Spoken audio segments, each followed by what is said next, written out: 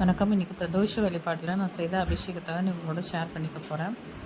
எங்கள் வீட்டில் சின்னதாக ஒரு சிவலிங்கம் வச்சுருக்கேன். அவருக்கு தான் இன்றைக்கி அபிஷேகம். ஒவ்வொரு பிரதோஷம் வாரத்தில் வர ஒவ்வொரு வெள்ளிக்கிழமையுமே அவருக்கு அபிஷேகம் பண்ணுவேன்.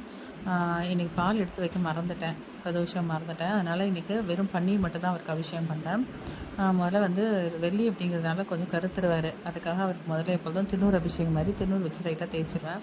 அப்போ தான் அவர் எப்பொழுதும் பளபளப்பாக இருப்பார். அதுக்காக அடுத்தது தண்ணி, அதுக்கப்புறம் பன்னீர் அபிஷேகம் முடிச்சுட்டு சந்தனம் வச்சுட்டு குங்குமம் வச்சுட்டு அவருக்கு வெறும் ரொம்ப ஒரு பெருசாக அவர் நம்மகிட்ட எதுவும் கேட்கறதில்ல. வெறும் அரிசியில் கொஞ்சம் வெள்ளை கலந்து வச்சுருக்கேன், அவ்வளோதான். அதான் இன்றைக்கி ஒரு பிரசாதம் வச்சு தீபாரத்தனை காமிச்சாச்சு. நான் சின்ன பிள்ளையாக இருக்கும்போது இந்த பக்தி புத்தகங்கள்லாம் படிப்பேன்.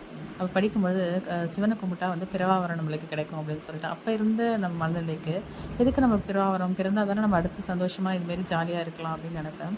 ஆனால் வர நம்மளுடைய வாழ்க்கையில் வர நிறைய கஷ்டங்களை பார்க்கும்போது கண்டிப்பாக பிறவாவரம் தேவை தான். அதுக்கு சிவனை கண்டிப்பாக நம்ம வழிபட்டு தான் ஆகணும் அப்படின்ற ஒரு தெளிவு இப்போ கிடச்சிருக்கு. இந்த அபிஷேகம் ஆராதனைகள் முடிஞ்சதுக்கப்புறம் திருவாசகம் படிக்கிறது உண்டு வீட்டில். அதனால் எனக்கு பிடித்த ஒரு பதிகம் இன்றைக்கி படித்தேன். முடிந்தளவு 3 இல்லைன்னா 4 படிப்பேன். நேரம் இருந்தால் அதை விட அதிகமாகவும் படிப்பேன். இன்றைக்கி ஒரு 2 பதிகங்கள் தான் என்னால் படிக்க முடிஞ்சது. 2 பதிகங்கள் படித்தேன். இதோட பிரதோஷ வழிபாடு